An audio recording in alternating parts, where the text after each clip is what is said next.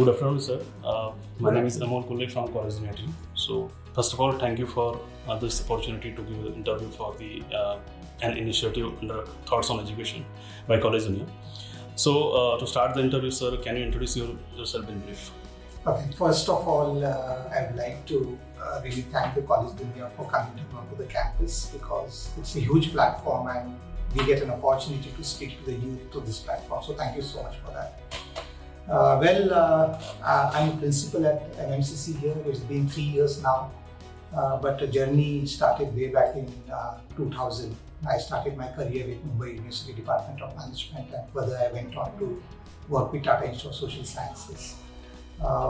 Regarding my brief qualification, I did my Masters in Management from KJ Somaiya Institute, and further to that did my doctorate in Industry Institute Partnership.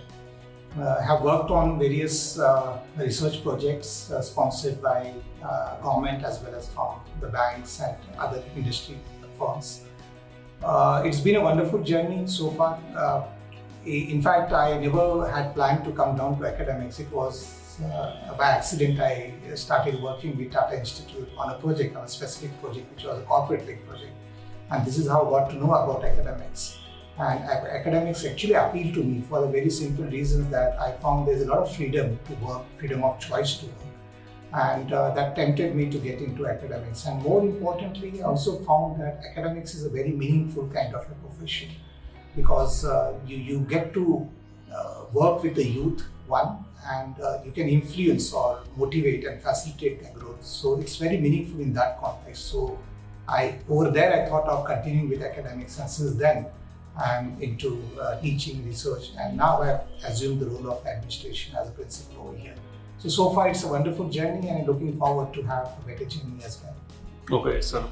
Really nice to hear that, because you have a huge experience in the education field. So, my next question is, you have held the position at Education Institute throughout your professional career. So, what keeps you connected with the education sector, and has your experience been so far with the institute? What is your experience with this institute as well?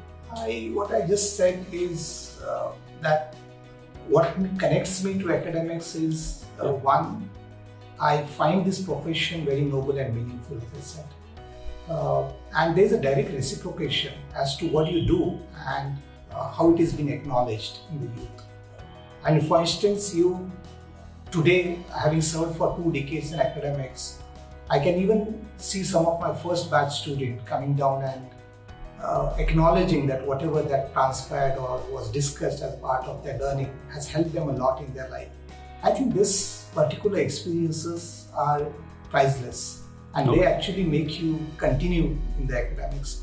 In addition to that, my inclination was more towards a kind of a diverse experiences. And academics is such a discipline which gives you a complete choice of working in a various disciplines, be it action-based project, be it working with community, be it working with corporate, be it working with youth. I guess these are some of the reasons why academics is a very happening and kind of a very dynamic field, which I personally have experienced, and that has helped me continue with this academics also. So as an academician, researcher, I'm trying to bring in all my experiences today in the capacity of a principal today, and trying to do my best by reciprocating to the requirement of the youth as well as to the young teachers. Okay. So, as I know, sir, you are also a member of Maharashtra State National Education Policy Task Force, right? So, how do you see NEP 2020 different from the earlier policies? Okay, I will post the acceptance of the national education policy at the center. Every state were asked to do their preparedness study, and in that particular context, Maharashtra state constituted a national education policy task force, which the primary role of it was to look at the preparedness and suggest avenues or ecosystem that would help implement national education policy in Maharashtra. So yes, of course, the journey is very exciting. But now you're asking me how this particular policy is different. Yes, it is different in 1 or 2 ways. One, to understand how is it different, we have to look at the earlier policies and our education system broadly. Most of our education system is a top-down approach. Like for example, we all studied in schools and in higher education. So we have experienced, and now on this side as well. So I can say so that who decides when a child has to study? It's the adults. What he has to study, when he has to study, in what way pedagogy he has to study, how he has to be evaluated. So it's all a top-down approach. The person for which we are doing this entire exercise has a minimum say in this entire systems and processes. I think for the first time, perhaps the policy has given a kind of a very formal approach to it, that they have introduced a flexibility into this education system, more important in higher education. So anybody today, for instance, if he gets into engineering, a student gets into engineering and realizes that engineering is not something which actually it appeals to me.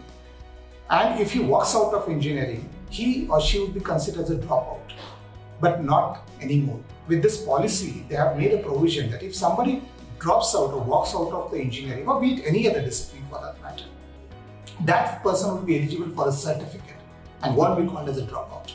And with that certificate and credits, he can further go into another discipline as well. One, he can continue with the second year, having taken a break of 2 or 3 years, and then again he realizes, no, it's a good thing to go back again. He can go back again. So the flexibility of multiple entries and multiple exits is one of the best things that has perhaps approached in this policy. One. The second is there is a freedom of choice.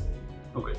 Earlier days, when we get into one discipline, we'll have to continue with that discipline, irrespective we like or we don't like it. Like for example, I am a pharmacy graduate, but somehow I saw myself as more inclined to economics or maybe a psychology, which is a social science. But I can't do anything with that because I've started with my pharmacy now and I have to complete that pharmacy. Yes. If I have to do that, I have to drop, I'll be compensated as a dropout and start from the statue. So over here, the freedom of choice, I can take a minor specialization in that for economics. So the choice of, there will be a bundle of disciplines that will be available to a student. And I can pick up the major and minor from those disciplines. That kind of access would be there. And eventually, I can also try to escalate or scale up that particular, minor disciplines and also convert into a major over a period of time. So there's this concept called liberal arts as a degree, which is introduced, which was there, but now is formally introduced into our higher education. So somebody started with engineering may end up into another discipline. And in that case, the person would be illegitimate to have a liberal arts degree. So broadly, there are many things to it actually. Broadly, there's two things which has happened for the student, which is actually we are working for. One is the freedom of choice and the second is the flexibility. These two are the major takeaways of this particular policy as against the earlier policy. Okay, so basically flexibility and freedom of choice. Freedom of choice. Okay. So sir, my next question is being the chairperson, being the principal of the MMCC. Okay. So what are your roles and responsibilities towards this institute? As a principal, yes, of course, there are formal roles and responsibilities, but to just give a very brief of it, this particular institution. This institution as a trust was born way back in 1967. The name Marathwada comes from this very story. Where it's 1967. 1967, where the story in the sense it started this way, that there used to be students coming from Marathwada region in Pune during those days, and they used to get admissions in various colleges, but somehow they didn't have a place to stay. And the then Minister Shankarrao Chauhan used to visit Pune very often for his official visits, and he used to make it a point to meet all the people of Marathwada for wherever they are working. They were students, they were working professionals, and he used to listen to them. And such a kind of integrity with the region.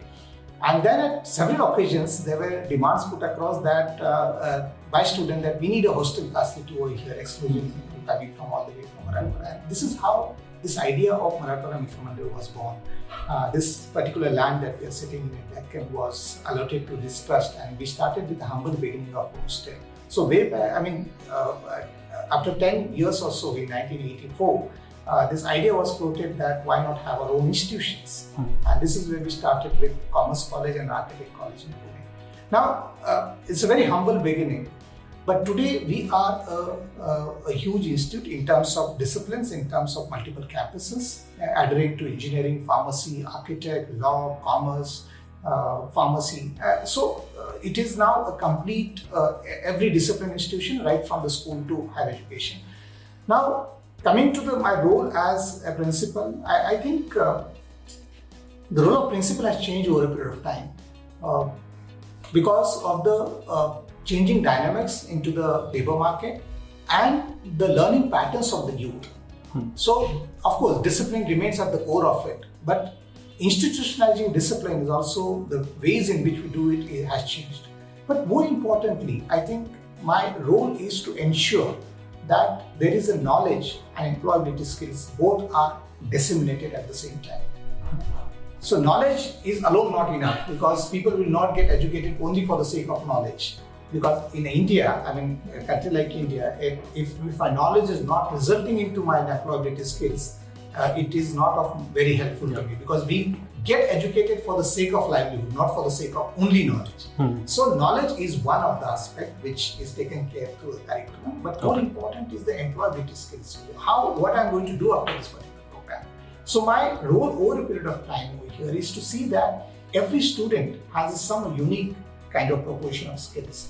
Try and identify those skills and channelize those skills through various ways and mechanisms. There are various programs, add-on programs, extracurricular, co-curricular activities that we actually initiate. So broadly, I look at it knowledge and skill building. Okay. This combination of this actually is what I think as a head of the institution is my primary responsibility. Okay. So my next question is, sir, do you have any extracurricular activities or programs to enhance the students' skill to expose them to the industry or world challenges? See, our motto of Marathwada is in Marathi they call it Ithe Bhautan Jeevka. In English it is called the welfare of the masses. Okay. This particular motto is inscribed into all of our institution, into their various activities. Extracurricular is a very important component of our institution, and being an undergraduate college, I feel extracurricular is the most necessary thing because people learn through each other. That's the peer learning. We do have those NSS programs, like any other colleges, but how we stand a little different from others, what I have experienced is ours is a very continuous engaging process with the community.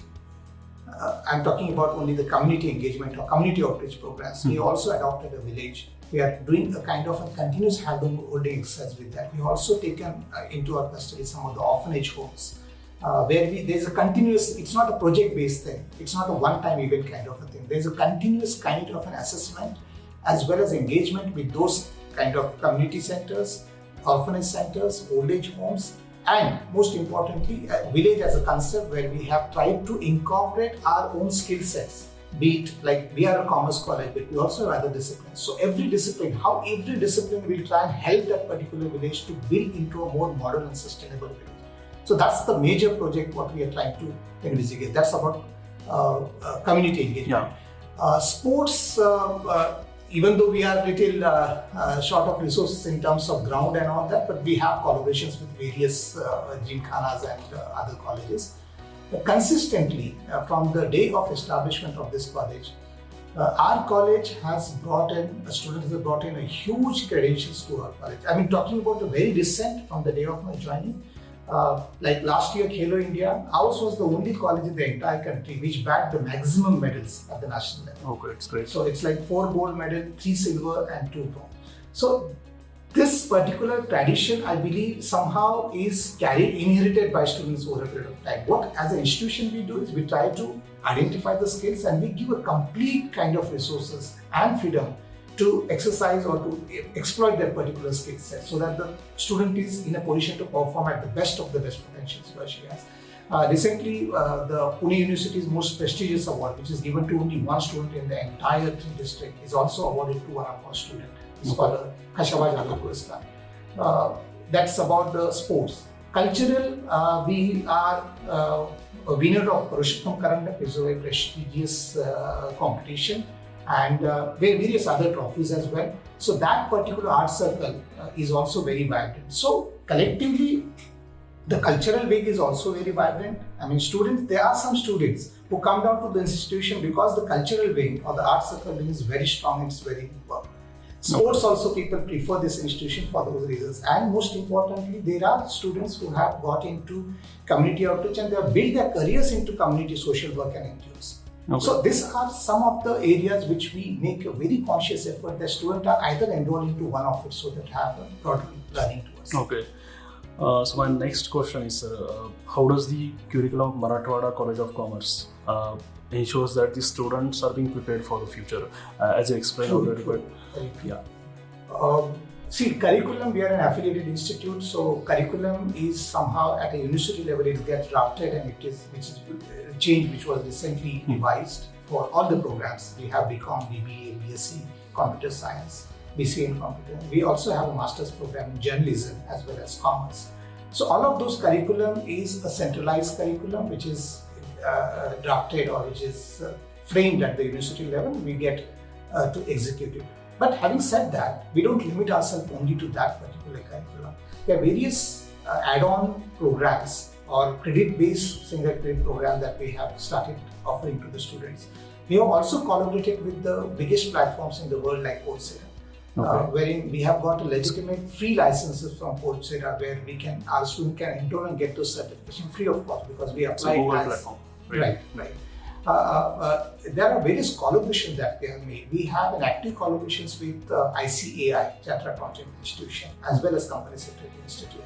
And through this particular collaborations, we are giving ample opportunities to students. One, a practical exposure learning in addition to curriculum, and also internship-based kind of learning as well. Additionally, there is association with retail association.